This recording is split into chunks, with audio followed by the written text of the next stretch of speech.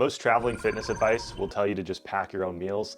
That's great if you don't mind TSA throwing away your meal prep, or you love spending hours cooking before you go on a trip and eating food that's like 4 days old.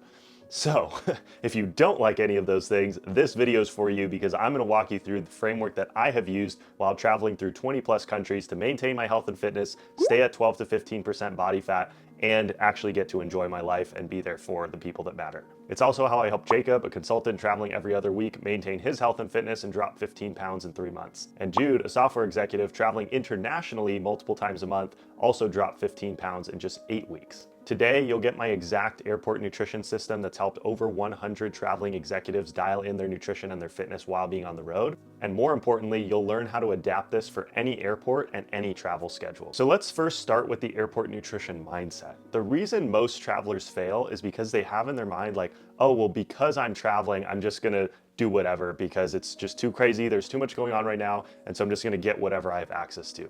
That mindset is fine if you only travel once, twice, 3 times a year. But if you're traveling 1 or 2 or 3 times a month, it starts to catch up to you. If you travel a lot for work, I want you to view your travel days as opportunities, not obstacles. So what does that mean? It means, how am I going to further my fitness and health goals rather than detract from them? So let's talk about how we actually do this. I'm gonna break this up into a few different sections. We're gonna have the pre-flight strategy before you actually fly. We're gonna have while you're actually traveling and going through the airport, and then we're gonna have once you touch down what to do. With the pre-flight strategy, what I want you to do is terminal research. What this means is actually do some research on the terminal you're flying in and out of. If you travel a lot, chances are you probably have one specific hub that you are flying out of on a regular basis. You should master that hub to make sure you know exactly all the different restaurants that are available to you. As an example, one of my clients, Anna, is based out of Chicago. So we did some research on the O'Hare Airport, mapped out all of the different places she could eat from there, came up with all of her orders and that game plan, and she was then able to drop 10 pounds in 2 months using that. The second thing is timing optimization. Based on what airport you're flying out of, what airline, what gate area you know you're gonna be in, you wanna find all of the different options that are close to that gate. And in a moment here, I'm gonna show you some examples so you can kind of get an understanding of how this works. You also wanna be thinking about meal times and when you're going to eat in relation to when you're going to get to your destination. A great rule of thumb, and I go into this in more detail in a video about sleep optimization and circadian rhythms, but something to keep in mind is you want to start eating at the times that you're going to be in at your new destination. This is especially important if you have a big time zone change. You want to basically be priming your body to be eating on the time zones of the place that you're going to be landing in to ease your jet lag and reduce the amount of time that you are experiencing jet lag for.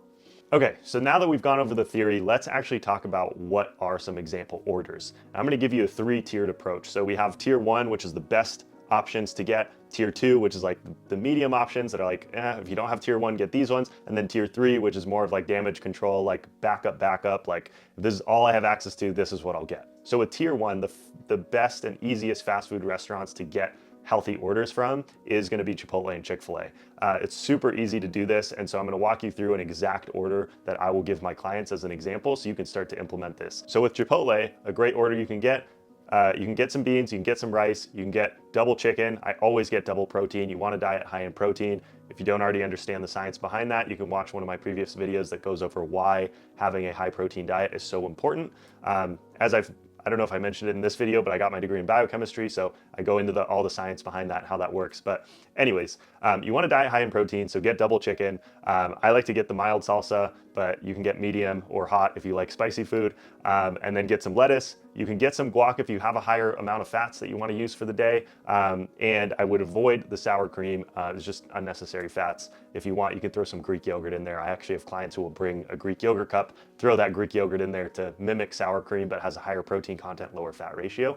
And there you go, you've got a bowl. If you have some extra carbs for the day, you can also throw a tortilla on there, make it into a burrito. The second order is going to be from Chick-fil-A, and Chick-fil-A has a lot of grilled chicken options, which are phenomenal because they are lower in their fat content. So the grilled chicken sandwich is a fan favorite. I love the grilled chicken sandwich. If you're getting breakfast, the egg white grill is also phenomenal. And then the grilled nuggets are quite literally just pieces of grilled chicken. The thing you want to watch out for at Chick-fil-A is the sauces. They quickly add up in fats and lots of calories. So try to reduce the amount of sauces you use at Chick-fil-A. For me personally, the Chick-fil-A sauces are the best part. So I just try to be aware of, how much I'm using. For example, one little regular Chick-fil-A sauce packet has 13 grams of fat. So you do the math, calories can add up very quickly with those if you're not careful. The other tier 1 option is to get some sort of lean protein source from a restaurant or a convenience store. Some other examples of lean protein sources: Greek yogurt, protein shakes, or getting literally a piece of grilled chicken or some sort of salad from a nearby restaurant. One of my clients, Tony, I'll put his transformation up on the screen, will literally go up to a place that has a grilled chicken salad and be like, hey, can I just have the grilled chicken? And more often than not, they'll give it to him. So you can really ask for anything that you want. As long as that restaurant makes it and has it on their menu, you can just get that menu item. Tier 2 restaurants is more of our backup choices. If you can't already tell, the pattern that we're looking for is things that are higher in protein, lower in fats, lower in carbs. So our tier 2 options are gonna be a little bit higher on the fat side, just because it's a little bit harder to mitigate. But a couple options you can do: you can go to Jack in the Box. They have a grilled chicken sandwich. It is a bit higher on the fats. You can try to have them reduce the amount of mayonnaise that they put on it, or remove that in total, and that should help. You can also do things like McDonald's, remove the cheese. It's still gonna be pretty high in fat because their burgers are not lean cuts of beef. So again, this is why it's tier 2. Not super ideal, but it gets the job done. And then tier 3 is emergency options. If you really just don't have access to like real proper food at the place that you're at, some quick things you can have on hand. Beef jerky can make a great snack. It's great to have.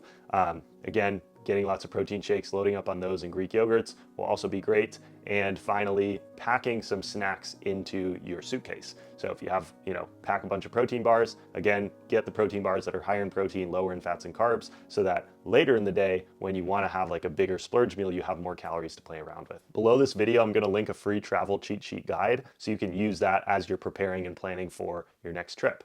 If you want me and my team to help you out with planning this personally, then you can book a call with us down below. If this video was helpful, give it a thumbs up so that I know, and comment your biggest takeaway below. Otherwise, I'll see you in the next video. Peace.